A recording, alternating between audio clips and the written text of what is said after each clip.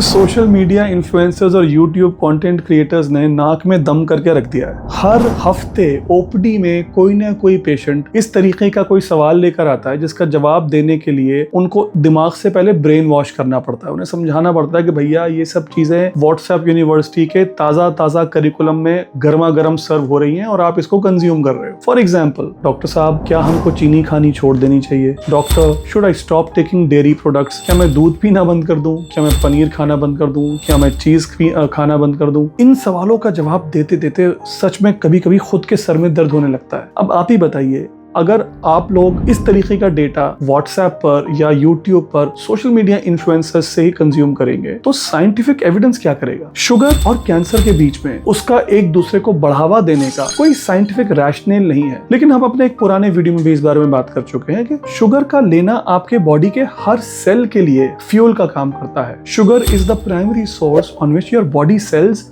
Are functioning. तो क्या अगर आप उस फ्यूल को बंद कर देंगे सिर्फ इसलिए कि कैंसर सेल्स वो कंज्यूम कर रहे हैं, तो क्या आपको नहीं लगता कि आपके बॉडी के नॉर्मल सेल्स भी अफेक्ट होंगे? याद रखिए, आपकी बॉडी में शुगर से डायरेक्टली कैंसर का कोई कनेक्शन, कोई एविडेंस उसको बढ़ाने का एग्जिस्ट नहीं करता। हाँ, ये जरूर है कि बॉडी में अगर एक इन्फ्लेमेटरी स्टेट हो जिसको हम हाई इंसुलिन लेवल्स के साथ कोरिलेट करते हैं, जब आपकी बॉडी में इन्फ्लेमेशन हाई होता है तो हाई इन्फ्लेमेटरी स्टेट कैंसर का एक रिस्क फैक्टर है।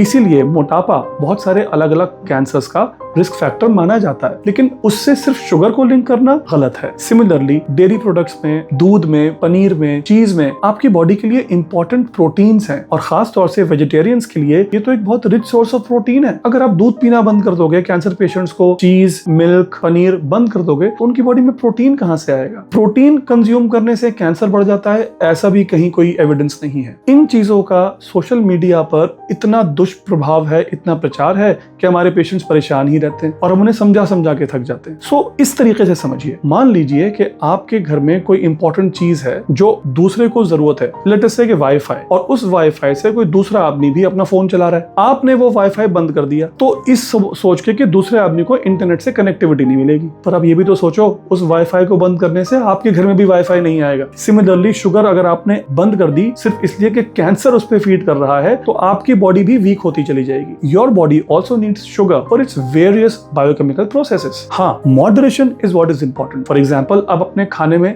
नमक कितना डालते हो? चुटकी भर। अगर आप मुट्ठी भर नमक डाल दोगे तो नेचुरली वो खाना बेकार हो जाना है। इसी तरीके से शुगर को खाने की भी एक मात्रा है, एक ऑप्टिमम अमाउंट है। अगर वो शुगर हाई अमाउंट में कंज्यूम की जाती है तो उससे बॉडी में एक इन्फ्लेमेटरी स्टेट क्रिएट होता है, उससे बॉडी में मेटाबॉलिक डिस्टर्बेंसेस क्रिएट होते हैं। बट इसका मतलब ये नहीं कि आप शुगर खाना बिल्कुल छोड़ दें। शुगर आपके लिए इंपॉर्टेंट है, जैसे कि आपके घर का वाईफाई सिग्नल आपके लिए जरूरी है। उसको सिर्फ इसलिए बंद कर देना कि दूसरों ने उस पर लैच ऑन कर लिया है, उसमें आपका भी नुकसान है। इसीलिए इस तरीके के सोशल मीडिया पर अराइज करने वाले मिथ्स को फॉलो ना करें and please follow your doctor for more scientific advice.